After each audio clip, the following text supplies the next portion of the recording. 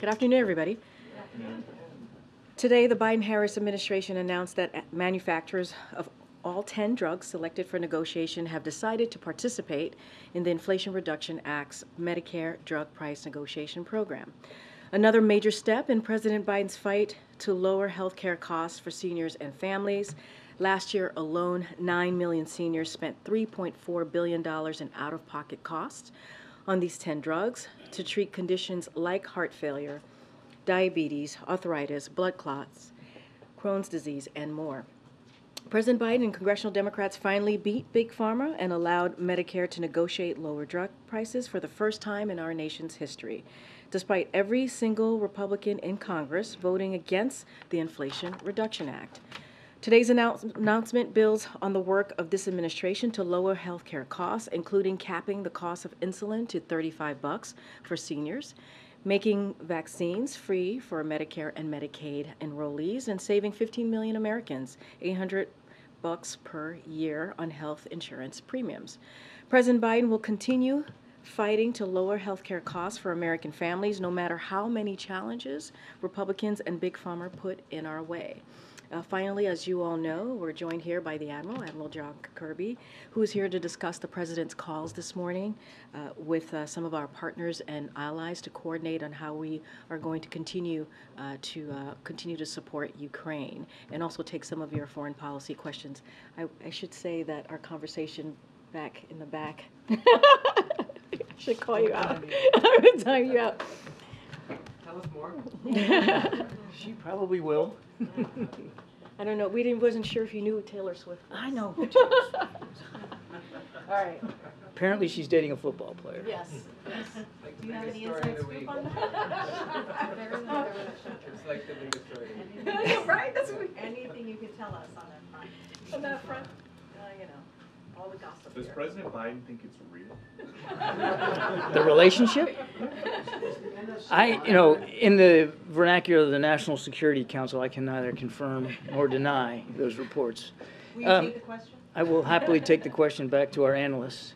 So look, I think you all are tracking, but in case you're not, earlier this morning, the President did convene a call with allies and partners to coordinate our ongoing support for the people of Ukraine as they defend their freedom and independence against Russia's brutal invasion.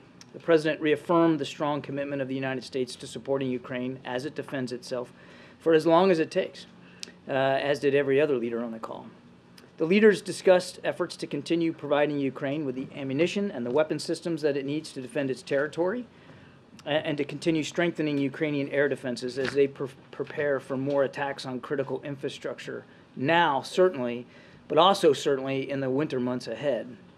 In that vein, they also talked about joint efforts to repair and harden Ukraine's energy infrastructure throughout the winter. Finally, the leaders spent some time discussing ways that they can align and broaden donor efforts to support Ukraine's economic recovery, as well as to work together with the global community to address the energy, economic, and food security challenges that are being caused by Russia's war well outside of the European continent. Joining President Biden on the call was Prime Minister Trudeau of Canada, President von der Leyen of the European Commission, President Michel of the European Council, Chancellor Scholz of Germany, Prime Minister Meloni of Italy, Prime Minister Kishida of Japan, NATO Secretary General Stoltenberg, President Duda of Poland, President Ioannis of Romania, and Prime Minister Sunak of the United Kingdom, as well as the Foreign Minister of France, Foreign Minister Colonna. Now, this call, of course, comes on the heels of the continuing resolution passed by Congress over the weekend, a bill that did not include funding to support Ukraine. As President Biden made clear, we cannot under any circumstances allow America's support for Ukraine to be interrupted. Time is not our friend. We have enough funding authorities to meet Ukraine's battlefield needs for a bit longer. But we need Congress to act to ensure that there is no disruption in our support. This is particularly important as the Defense Department seeks to replenish its stocks from the drawdown authority that it's been giving now, almost 50 drawdown packages. As Ukrainians wage a tough counteroffensive, as their children continue to get ripped from the bosom of their families, and as winter fast approaches, it is imperative that we help them take advantage of every single day. A lapse in support for even a short period of time could make all the difference on the battlefield. just as critically, such a lapse in support will make Putin believe that he can wait us out, and that he can continue the conflict until we and our allies and our partners fold.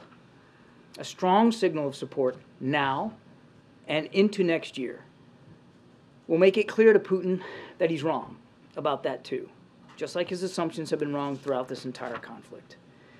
We know that the vast majority of members in Congress support additional help for Ukraine, and we know and appreciate their statements to that effect, including those of Speaker McCarthy. And as evidenced in today's call, we know that the world is watching. U.S. leadership has galvanized international support and has been critical to rallying the world. American leadership remains key to ensuring that support for Ukraine continues. So, the President looks forward to working with Congress to ensure that we make good on our commitment. And he has every expectation that Speaker McCarthy will keep his public commitment to secure the passage of the support needed to help Ukraine at this critical moment. I'll close with this. Supporting Ukraine strengthens our national security. It's the right thing to do, not just for the Ukrainian people, but for the American people as well. Countering Putin's ability to wage war on a neighboring nation may actually prevent a larger conflict in which American troops might be needed. And it sends a strong signal to other would-be aggressors who may be considering military action and invasions of their neighbor's territory that that sort of action is unacceptable and they will pay the consequences. They will be held accountable by the United States and by the international community. With that, take some questions. John, you said that the president is confident that Speaker McCarthy will keep his commitments. Are you concerned that Speaker McCarthy's ability or inability to keep his job may impact that? Well, that's clearly going to be up for his conference in the House and the House of Representatives to decide. That's not something that the president's going to get involved in or necessarily be overtly concerned about right now. I mean, he has made public commitments that he'll support Ukraine. I would also add, regardless of what happens in the House of Representatives, that all the House leadership is supportive of continuing to help Ukraine. And the vast majority of House members on the Republican side are in support of continuing to help Ukraine. There's a small number of very vocal, a small minority of vocal members who are pushing back on that, but they don't represent their party, they don't represent their leadership. Did the president address the chaos in the House of Representatives on his call with foreign leaders today? The president certainly talked to the leaders about the vote over the weekend and expressed to them exactly what I expressed to you, that he's confident that we're going to continue to have bipartisan and bicameral support up on Capitol Hill and that the United States will continue to meet our commitments. Thanks. Kirby, you said that you were looking for a strong signal of support now and into next year. Obviously, the administration's request on the table right now is through the end of the fiscal year. Does that suggest that your strategy has now shifted to want one vote on Ukraine for the entire fiscal year? And do you have an updated package for, how much money you want, since we're now kind of into that? Yeah, the short answer to both those questions is no. We still stand by the supplemental request that we submitted to Congress, and we're still pushing, obviously, to have that funding granted.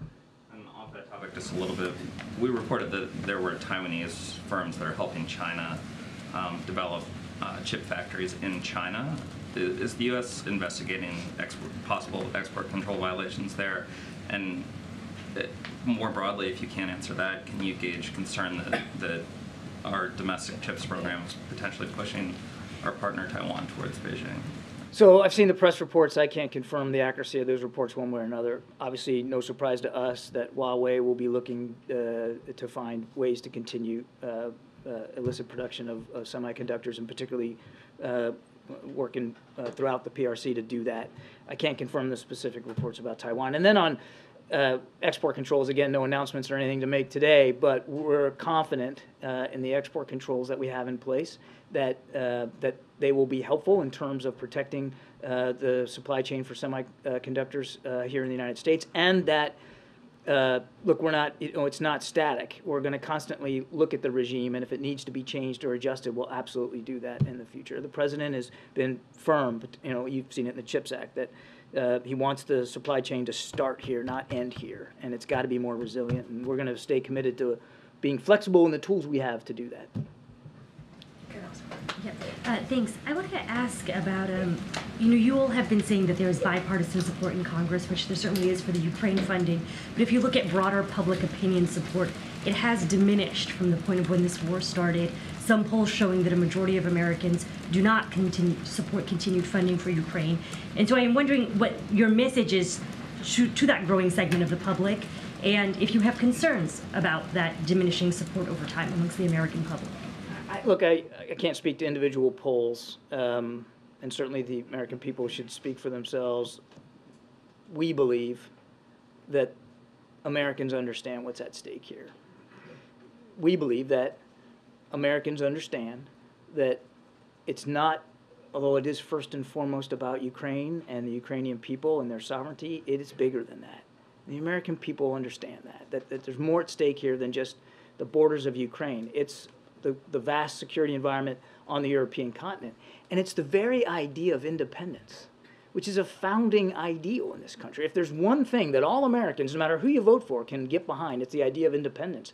That's what Ukraine's fighting for. Their right to be an independent state. It's what we fought for in 1776. And most Americans will also know and remember that we didn't win and secure our independence without foreign help from abroad. That's all Ukraine's asking for. They're just asking for foreign help and assistance to do this fighting. And they're the ones doing this fighting. So we're going to continue to make the case. We're going to continue to make it clear to Congress and to the American people what we're doing and why we're doing it. But there is so much more at stake here than just Ukraine. And again, we think that the American people understand that. Thank you very much, Karine. Mr. Kirby, I'm getting a chance after 4 months, so I hope I can ask just 2 questions. That's up to Karine. Right? I mean, after that statement, maybe just get one question. Ooh, so should I combine them, or what should I do? I think you're wasting our time, sir. Can you please So, Mr. ask your Kirby, I question? had asked you about Pakistan providing weapons to Ukraine, and you said to ask Pakistani official. And what did they tell you? And the U.S. news media outlet published a story that Pakistan was supplying critical weapons in Ukraine war and was getting huge funds from the U.S. I'm just wondering, there's so much emphasis on Ukraine war, but you're not highlighting one of your allies just right next door who's helping in a war. And just combined with that, there was a huge protest, one of the biggest one against President Biden, just right outside here by the Pakistani community. The State Department was denying that Imran Khan was not removed under the U.S. But again, the U.S. media presented documents that he was removed after President Biden's disliking for him or something. So why is this whole confusion going on since last 1 year?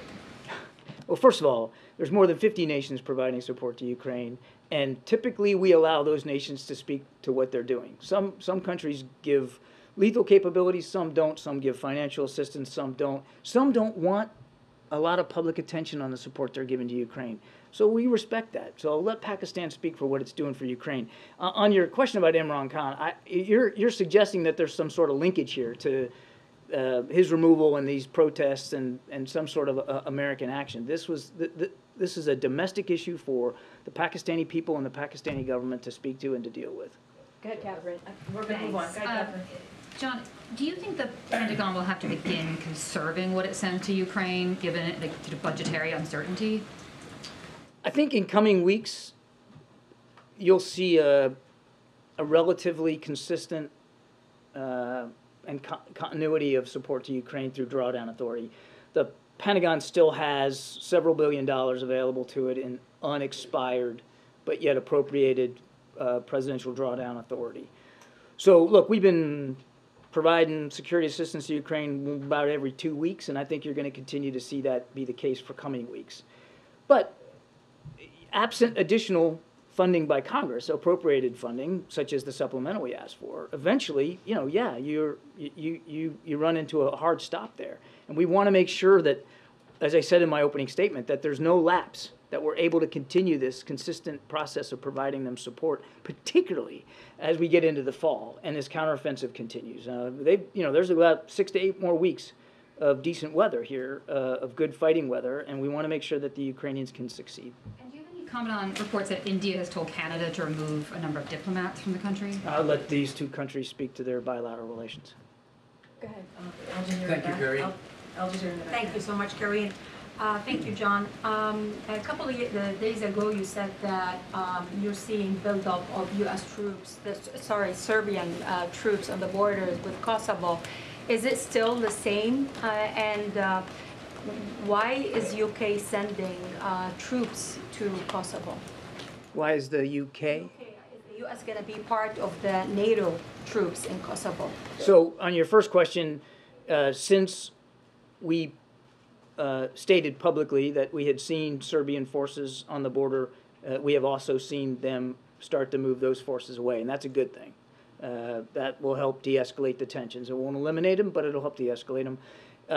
There are, as you know, a small number of U.S. forces that are part of the KFOR, the Kosovo Force peacekeeping mission that NATO keeps there. A small number. I don't expect that number is going to change or there'll be any additional U.S. troops provided as a result of that. It's, as I understand it, the UK is now in a cycle of leadership over KFOR, so really you have to speak to them for force allocation, but I don't anticipate any change in U.S. force posture.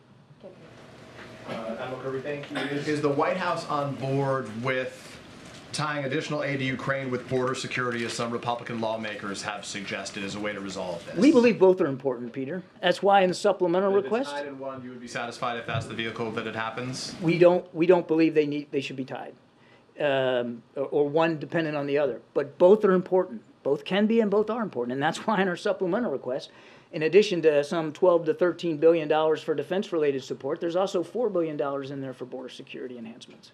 Can I ask a quick follow-up on that? You say that you're confident that this is going to happen, that the Congress will provide the sufficient funds so that there is no lapse. My first thought is, how long can we afford for there to be a lapse if there is one? Is a day?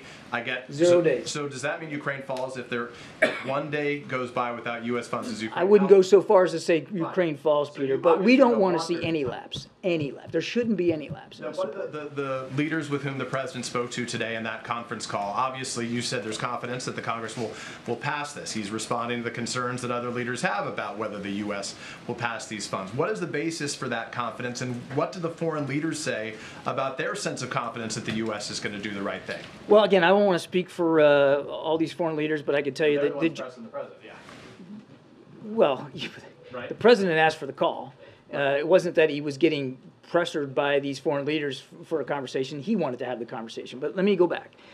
I won't speak for them, but I can tell you that that on the call, none of the foreign leaders expressed concerns about continued U.S. support. That they understand what's going on up on Capitol Hill. They understand that this is a small minority of extreme Republicans that are holding this up, and they understand that the bulk of Republican leadership, House and the Senate, all support Ukraine. So I think there's a general sense that this will obviously move forward and it will happen. But it was a topic of conversation, but the impression that they all gave the president was that they understood what's going on and they fully expect that support will continue. Admiral, can I get just two timeline clarifications? What is the John Kirby definition of a bit in terms of how long the U.S. can continue to provide support to Ukraine under the current funding levels? Is it 3 weeks, 4 weeks? Is it a few months? Like, how long is a bit? I think given what we have left and given the pace at which we've been providing support, you're talking perhaps a couple of months or so, roughly. Now, it depends, Michael, the reason I'm being squishy on this is because it depends on what's going on the battlefield and how big the packages are and what capabilities Ukraine needs. And as the war has evolved, so have the packages. And so I need a little bit of breathing room on what a bit means. But you know, in coming weeks and a couple of months or so is roughly about right. Okay, the other thing that's important to me, I don't mean to talk too much here, but it's not just the authority that the presidential drawdown authority is not a check. It's not a checking account. It's how much authority they have to go to the inventory, to the shelves, and pull stuff off. And depending, each package costs different because the capabilities and the tools you're pulling off the shelf cost the Pentagon a different amount of money. But what also has to be factored into your question about what is a bit is the replenishment authority for the Pentagon to restock those shelves. And right now, the authority they have to replenish is less by a significant number of what they have authority to provide. And so in addition to the needs of the battlefield and the pace at which the drawdown is going, you also have to factor in, when we talk about how long is a bit, in how much authority the Pentagon has left to replenish its shelves. And just the other timeline question, the president, you all have repeatedly said, and it sounds like he said again at the meeting today, that the U.S. is in this for as long as it takes, right? So as the president goes back to voters to face re-election, as a president who has in the past criticized the length of some of the wars that we've been engaged in Afghanistan and Iraq, is there any responsibility for the president to be specific about, with the voters, about how long he thinks the United States should be willing to be involved in this? Should he be willing to say 2 years, 5 years, 10 years, 20 years? Like how long, does he commit the United States to being in this system, in this situation of what is costing tens and tens of billions of dollars on a regular basis? For as long as it takes means for as long as it takes, and the president has been very, very honest about that. Every other leader on the call also, in their own way, emphasized their commitment, again, for as long as it takes. Now, look, I mean, everybody, we'd all like this war to end tomorrow. It could if Mr. Putin would do the right thing. Certainly the Ukrainians want it to end. Nobody wants to see this go on any longer.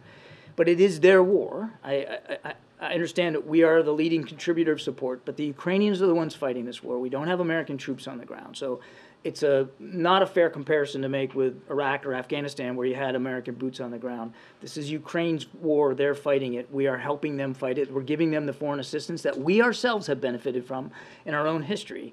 And again, we're going to work as hard as we can with might and main to make it possible for Ukraine to end this war as soon as they can. But it has to be done in terms that President Zelensky's comfortable with, the Ukrainian people can accept, and that ends up with a whole, free, prosperous Ukraine with international recognized borders. Is forever war a fair term to apply to this? I don't think so. Go ahead, Nancy. Thanks. John, you said that the president expressed confidence to these world leaders that the funding will be there. How can the president be confident in that when we might not have a Speaker of the House by the end of the day today? The House could be plunged into chaos. How can he have any confidence? Well, it goes back to my answer. It goes back to my answer to Jeff. Regardless of what happens to the Speaker himself, every leader of every relevant national security committee in the House has committed to continue supporting Ukraine. Of course, there's strong support on the Senate side, on both sides of the aisle, but the same is true in the House. The leadership and the vast majority of Republicans in Congress, in the House of Representatives, support continuing to help Ukraine. But we have no idea who the next speaker will be or even when there will be another speaker. What if the speaker is one of these 117 Republicans who voted just last week not to increase funding for Ukraine? I can't possibly speculate or get into hypotheticals about what's going to happen to the speakership in the House. I want to be clear about that.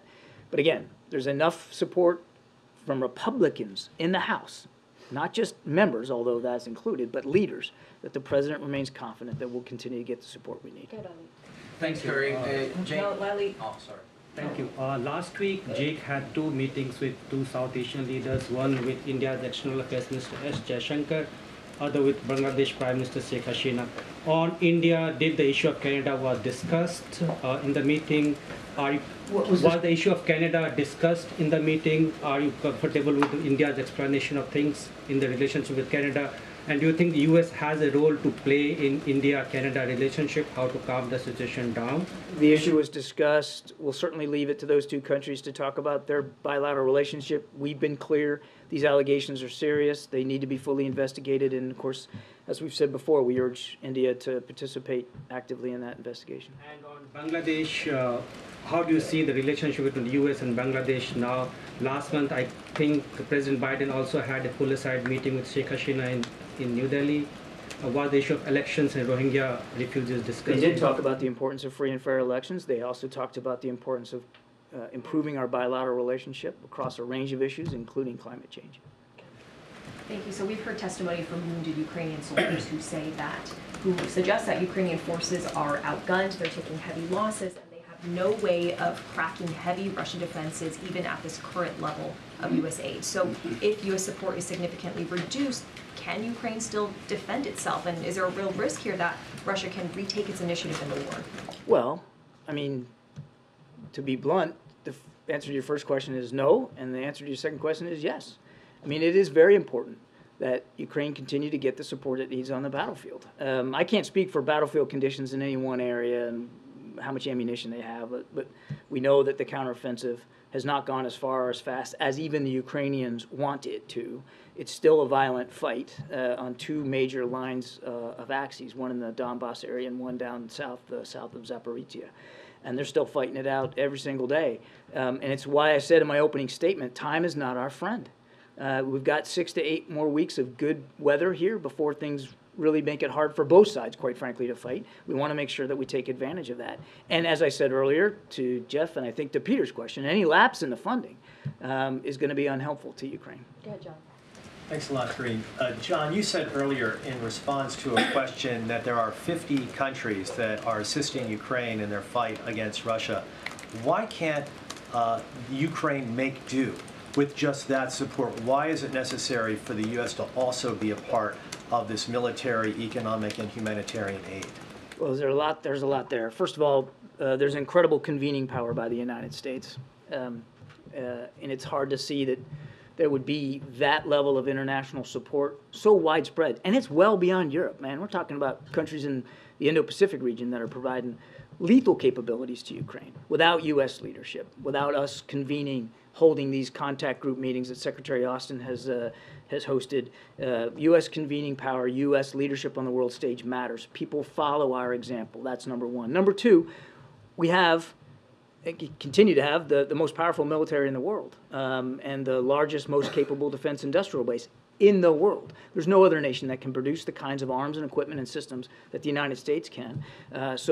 Without United States support, it would be very, very difficult for, because I mean, many of these other nations are donating and contributing U.S. purchased or U.S. contributed equipment. So without our support, it's not inconceivable that some of that other support would be harder for Ukraine to achieve. There's just, I'm sorry. No, it's okay. The scope and the scale, the ferociousness of the fighting right now in the counteroffensive, and the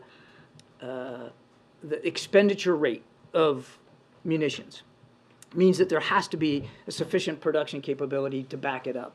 And no other nation has that like the United States. Now, we know we have to continue to accelerate our own production capability, but no other nation can do that but the United States. So it's really important that we stay in this fight with Ukraine and that we continue to lead the world, as we have, under President Biden's leadership in providing their support. And just to follow up, if there is not passage of a new aid package by Congress, does Ukraine risk essentially depleting its munitions, depleting its military equipment? It would depend on whether there is a lapse and for how long it is. And it would also depend on what's going on the battlefield. I mean, some days they expend more than others. I mean, it's war, it's combat. Every day is different in every location, so it's hard to answer that question accurately. On the upcoming drawdowns, this summer Jake Sullivan was describing cluster munitions as a bridge in supplies. Is the U.S. expecting to send more cluster munitions in these upcoming drawdown packages? I'm not going to get ahead of future packages. We don't typically foretell what's going to be in there. These cluster munitions have been a significant enabler of Ukrainian efforts to blow through Russian defenses, and again, we'll take a look at it with each and every package, but I can't forecast it. And since these cluster munitions have been being used for the past couple of months, is the U.S. aware of any harm from the U.S. provided cluster munitions to civilians or? I don't know that they've not been used in the last couple of months, and I'm not aware of any indications that we've seen that there's been civilian harm as a result of them. In fact, and I don't want to speak for DOD too much, but the reports that we've been getting from our Pentagon colleagues is that the Ukrainians are using the cluster munitions in exactly the appropriate way, going behind Russian lines to hit at command and control and other logistics and sustainment or large formations of Russian troops, which is exactly what those munitions were designed for. We've seen no indications that they've been used inappropriately. Go ahead, Anita. Thank you. I have a question about the Arctic and another about Afghanistan. Starting with the Arctic, is the U.S. concerned about a surge of Russian crude oil shipments to Chinese ports through the Northern Sea route, which is something we've seen in recent weeks? And are you concerned about overall increased cooperation between Beijing and Moscow in the Arctic sphere? Largely, then, the cooperation we've seen between those two countries in the Arctic has been economic and scientific. That's been mainly the scope of their cooperation. There's been some military exercises in the high north, but really they've been mostly focused on economic and science. And look, nothing's changed about the fact that we want to see a free and open, prosperous Arctic region that all nations that border the Arctic can benefit from. Nobody's looking for conflict up there. We'll watch this as closely as we can, but again, nothing that's going to change our posture or our policy with respect to seeking opportunities for everyone to benefit from the Arctic. And then, look, on the oil, all I just say is there's a reason the price cap is in place. It has been effective in managing global supply and demand and limiting Putin's ability to profiteer off oil. I'm not saying he hasn't gotten any profits. Of course he has, but it has limited his ability to make exorbitant profits so that he can fund his war in Ukraine. We urge every country, and that includes the PRC, to abide by the price cap. On Afghanistan, really quickly, Representative McCall is criticizing the White House for what he says is attempting to normalize relations with the Taliban, and in doing so, he says that that's hurtful and injurious. What is your reaction to this? I haven't seen his comments, so it's hard for me to be specific, and I haven't seen them. But it's hard to, it's just hard to look at what we're doing and say that we're normalizing anything with the Taliban. We've not recognized them as a governing power in Afghanistan. They want that. They want the legitimacy. Then they need to meet their commitments. I mean, how can you effectively govern? How can you effectively have a useful economy when basically half your workforce, all women, are prohibited from being a part of that process? So we're going to keep holding them accountable for their commitments. Now, look, does that mean we don't have any conversations, that we're not allowed to have any conversations with the Taliban? Of course not. We're still working to try to get our allies and partners in Afghanistan out. That takes conversation. It takes dialogue. But it's important to the United States to keep meeting our word to the people that helped us for 20 years. And does it mean that we don't still have shared counterterrorism threats? Absolutely we do. And the Taliban has been fighting against ISIS-K, particularly inside their country. Hard to see, again, not seeing the chairman's comments, but hard to see how it would be irresponsible for us not to continue to work on counterterrorism efforts. Go ahead, Phil. Thank you, Karine. I think, as a matter of fact, I'd say we'd owe the American people a significant apology if we somehow, because we have issues with the way the Taliban is governing, we just turned a blind eye to counterterrorism threats that might still persist in Afghanistan. Go ahead, Phil. First, when you and I spoke earlier this year, you noted that the administration had not seen any military or financial assistance falling prey to any kind of corruption in Ukraine. Is that still the case? And then second, Semaphore is reporting that the Chief of Staff for the Assistant Secretary of Defense for Special Operations, Christopher Mayer, his chief was allegedly part of an Iranian influence campaign and had access to top secret compartmental information. Does the NSC have an assessment of that?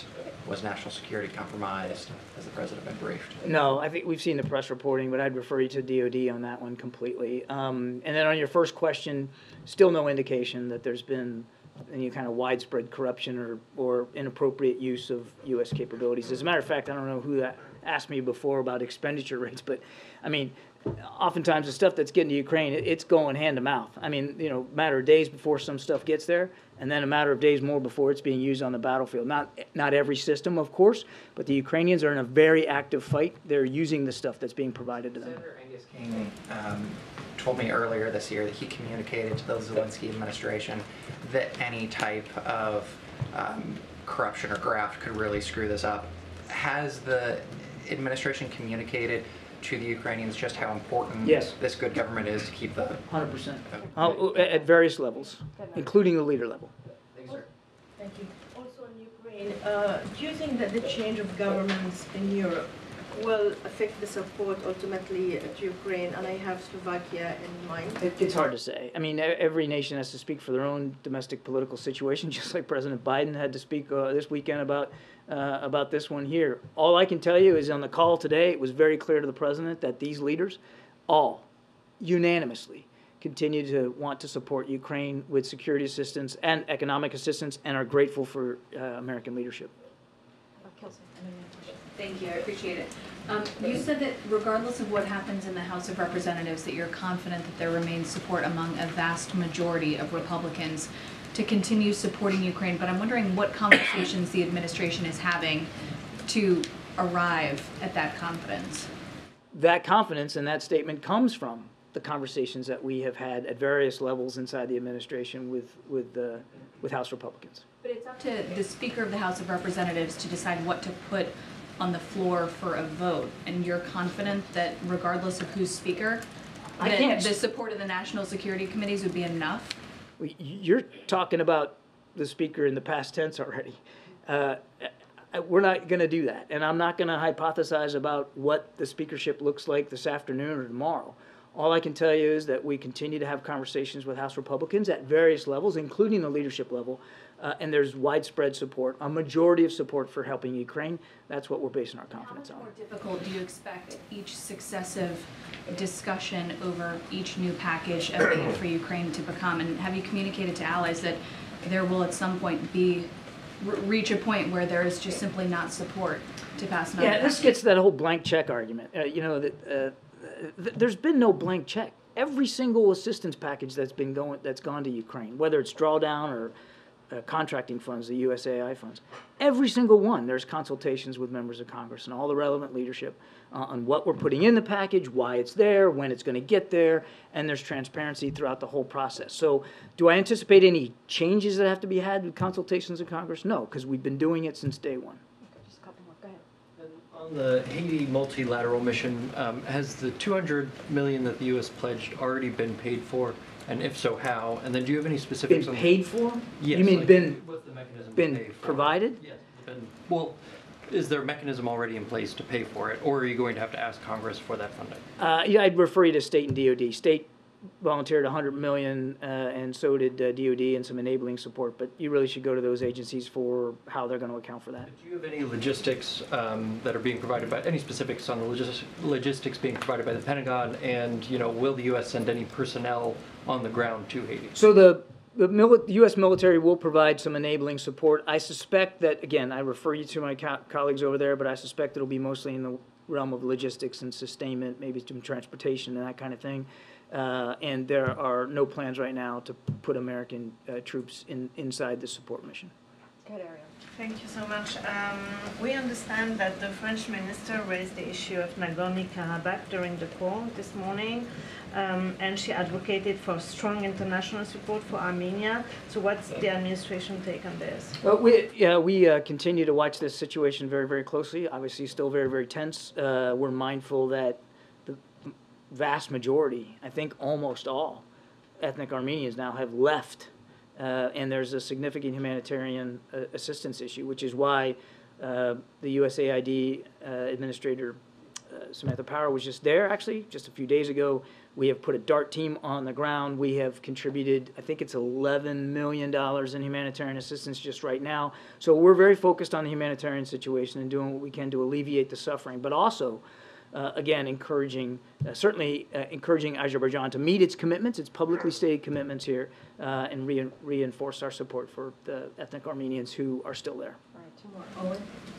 Good afternoon, Admiral. I want to ask you about Tuberville, the continued Tuberville hold on military promotion at the Pentagon. Yeah. He says, quote, as long as the Pentagon keeps the unlawful elective abortion policy in place, my holds will remain, end quote. That said, will the Pentagon rescind that policy to move those nominations through? I don't speak for the Pentagon anymore. I'm here now, so I'd refer you certainly to my Pentagon colleagues. That said, they have spoken to this many times. First of all, The senator's just wrong. It's not an unlawful policy. It's perfectly legal, perfectly in keeping with the law. He says it violates the Hyde Amendment. It doesn't. They've done a legal scrub at this at DOD. It's just wrong. While I won't speak for the Pentagon, I'm certainly just not going to let a lie and falsehood live on. It's not a violation of the law. It is a legal policy. All that they're doing is providing some travel ability for female members of the military or their families. They're stationed in a place where the laws are restricted. They can go get the reproductive care that they deserve, that they have every right to expect from the United States military. So I'm sorry, Senator Tuberville's just wrong. The policy's not unlawful. Now, if he wants to take that up in Congress and pass new legislation, well, certainly that's the writ of Congress. But nothing that the Department of Defense or Secretary Austin is doing is unlawful. Nothing. If the national security is truly at risk, as the administration says, then isn't keeping that abortion policy in place, in effect, superseding national security? How? I'm not sure I understand. You want to get the nominations through, right? You take back the policy. Oh, so the suggestion is that we should just turn our backs. No, I get it. I didn't say it was yours.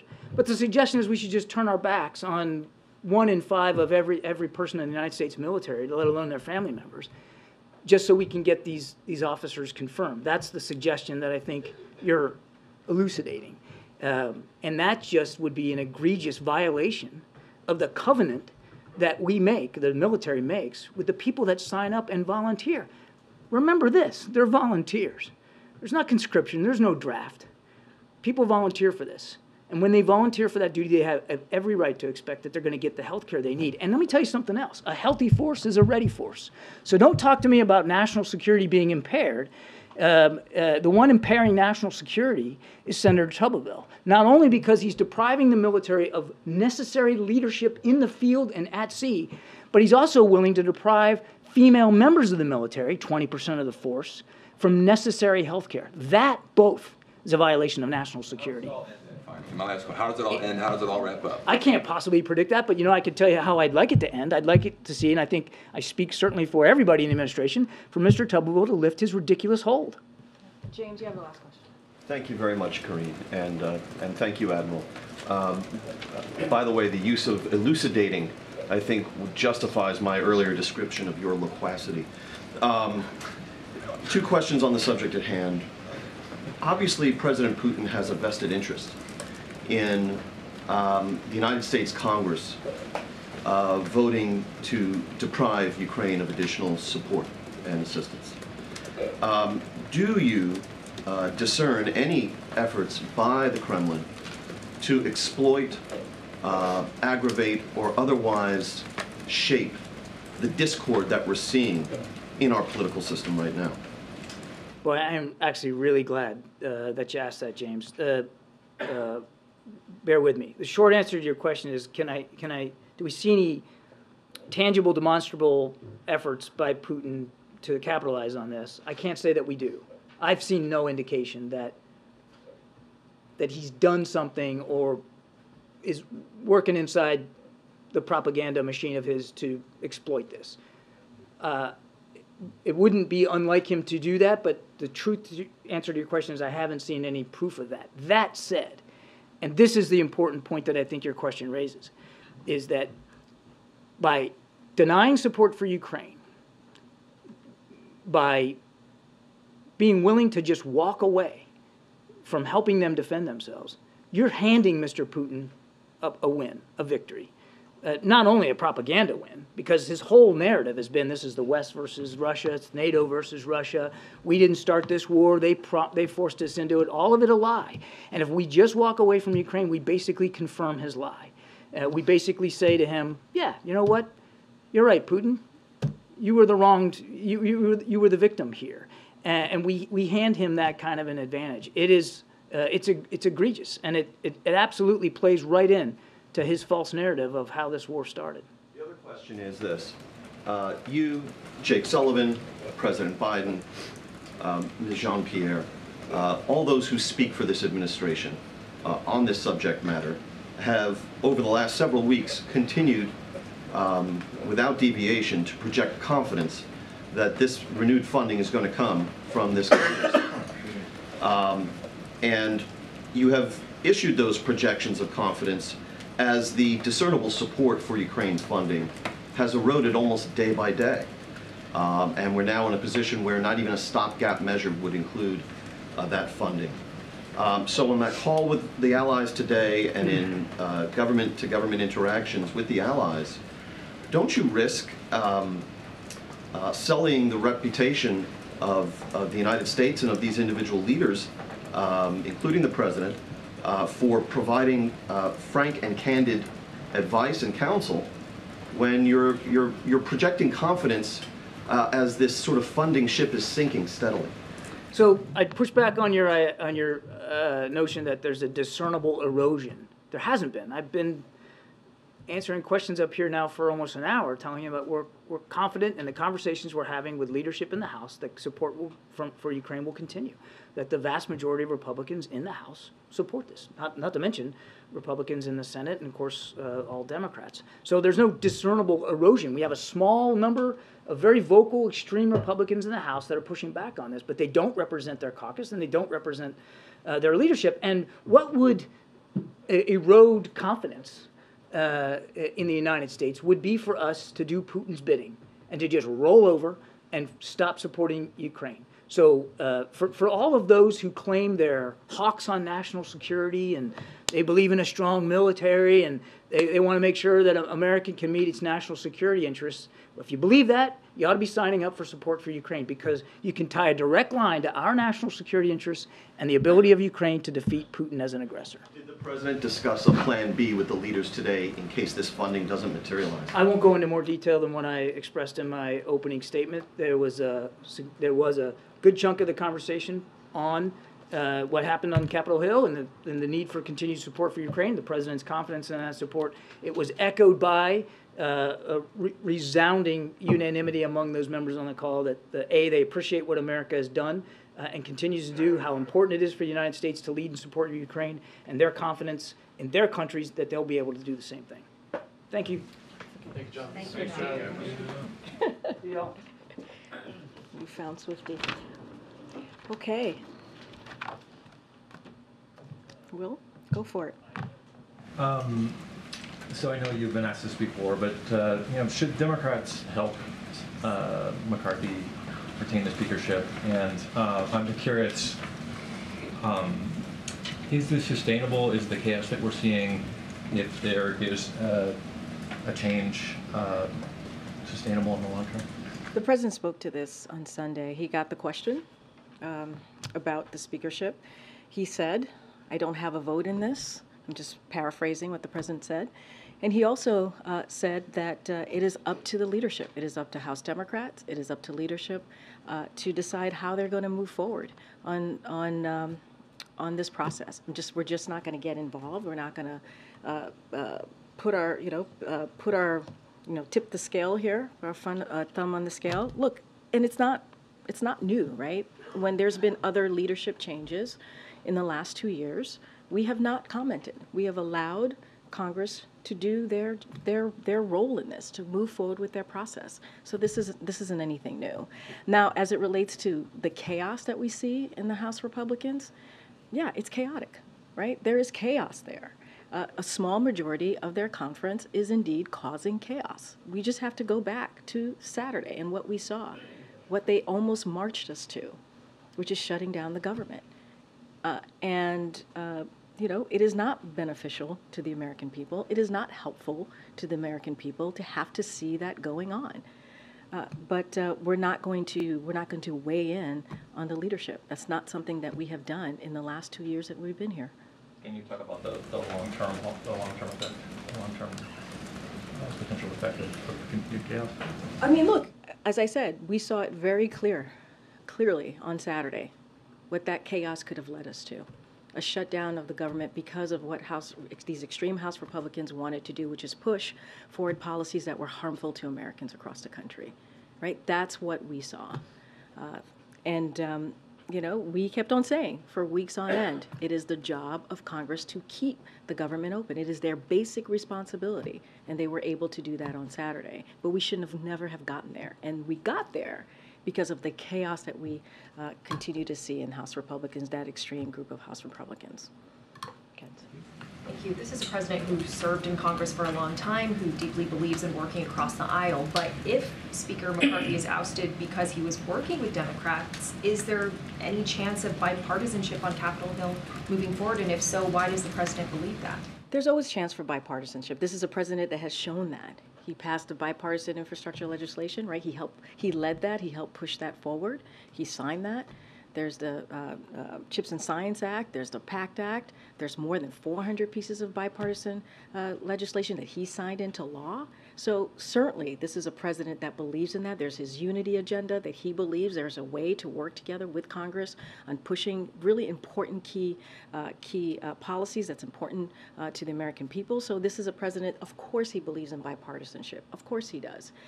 But, you know, Congress has to fix their own problem, their own leadership issue, right? Specifically, the Speaker and his caucus and his conference. That is for them to fix. That is for them to deal with. And so, you know, again, it is their chaos. It is something that is not what the American people want to see. They were very clear about this. They want to continue to see us work in a bipartisan way.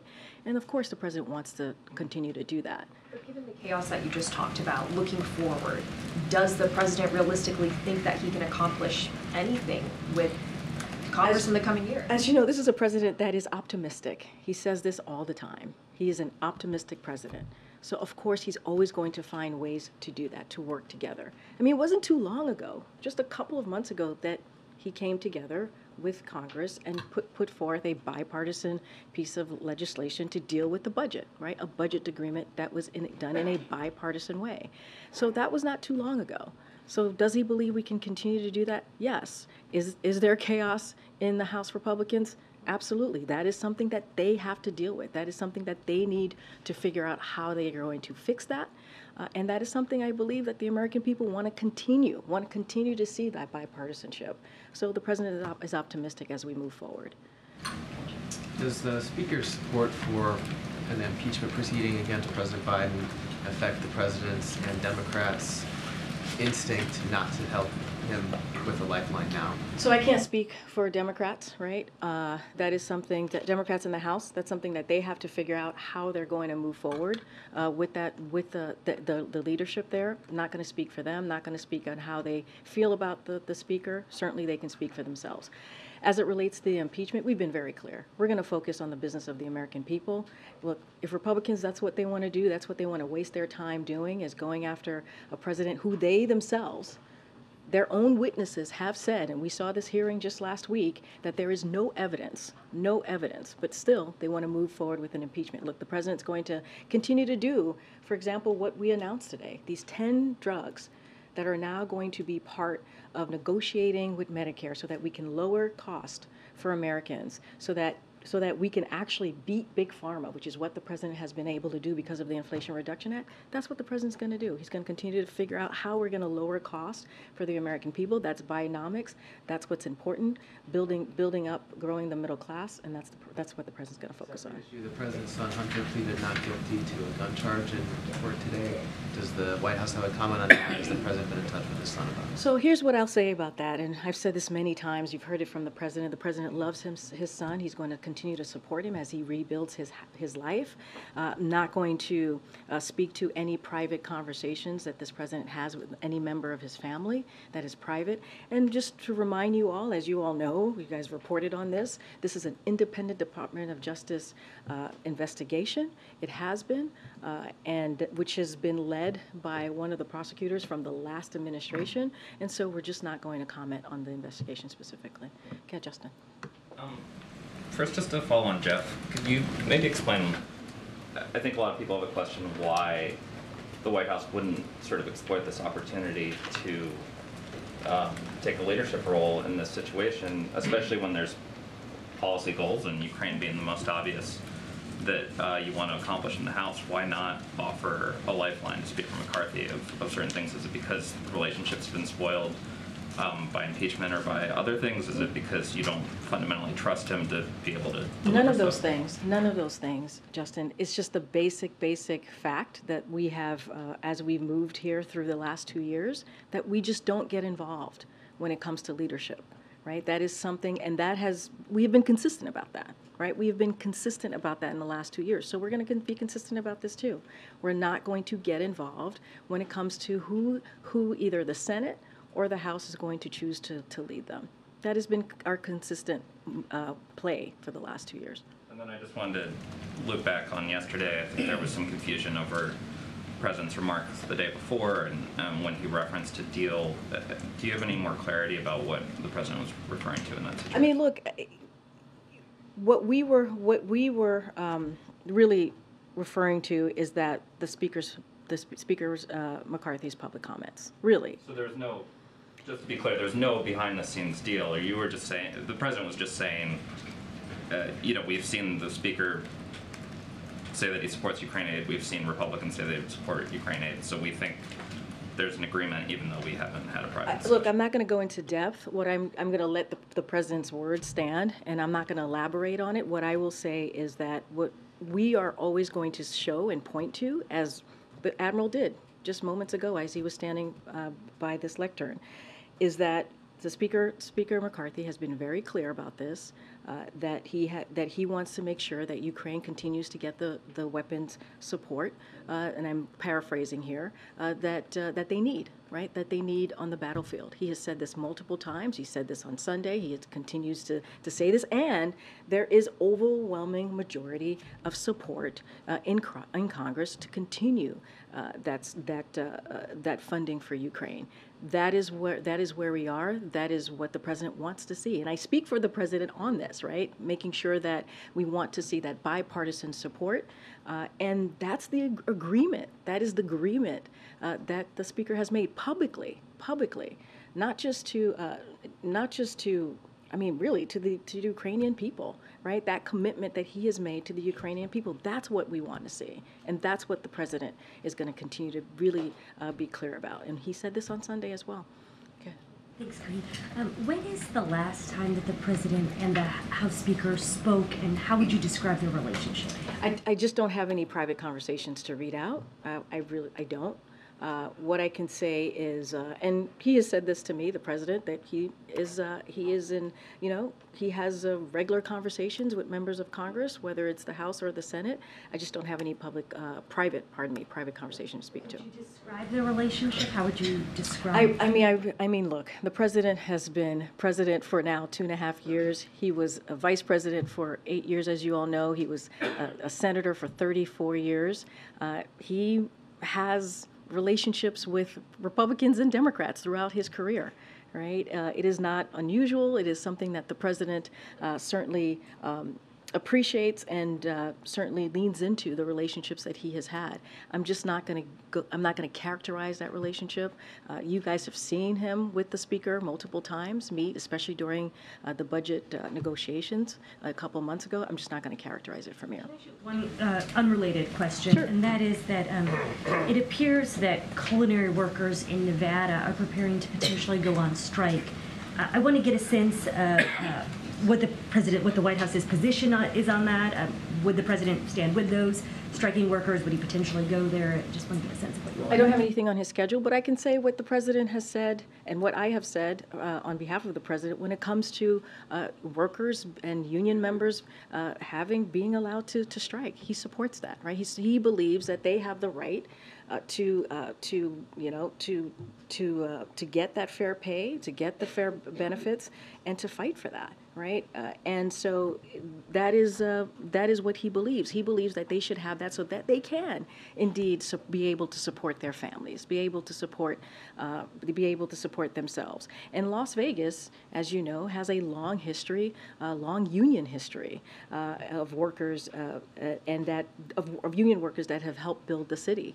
And so, look, the President is always going to support union workers. He's always going to support working people. That is not new. He has done that over the course of the last 2 years.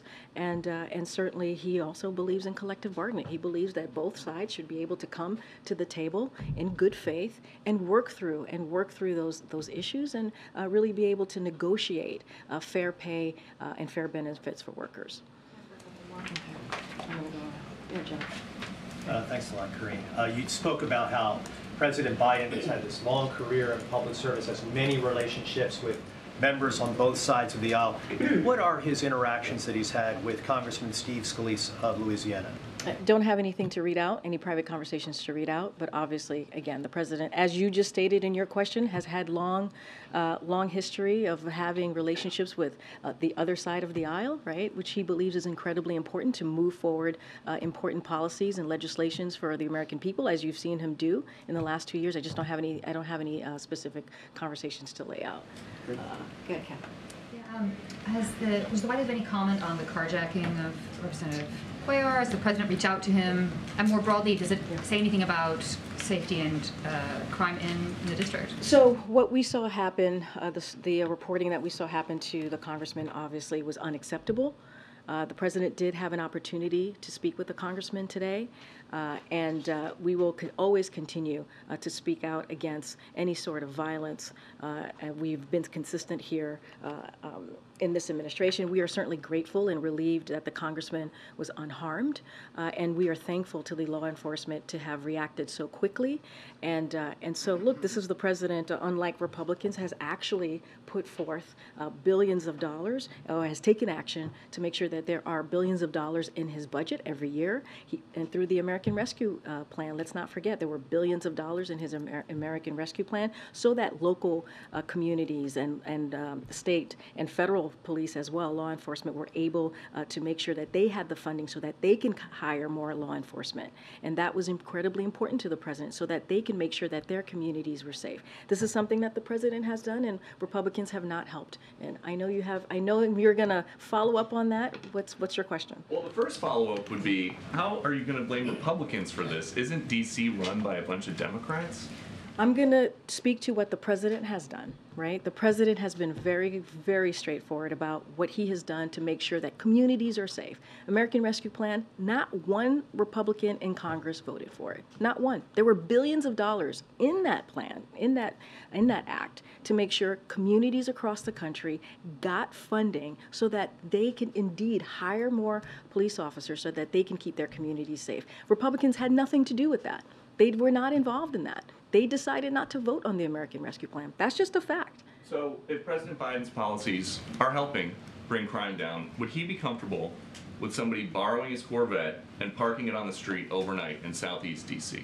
I'm not going to get into hypotheticals. I'm just going to get into the facts about what this president has done in this presidency. One thing that somebody was asking me about bipartisanship, he was able, as it relates to guns, he was able to come together, right? We saw Democrats and Republicans come together and have the first piece of anti-gun violence prevention legislation in 30 years. And that's something that this president was able to do. If a member of Congress is not safe on the streets of the nation's capital, who is?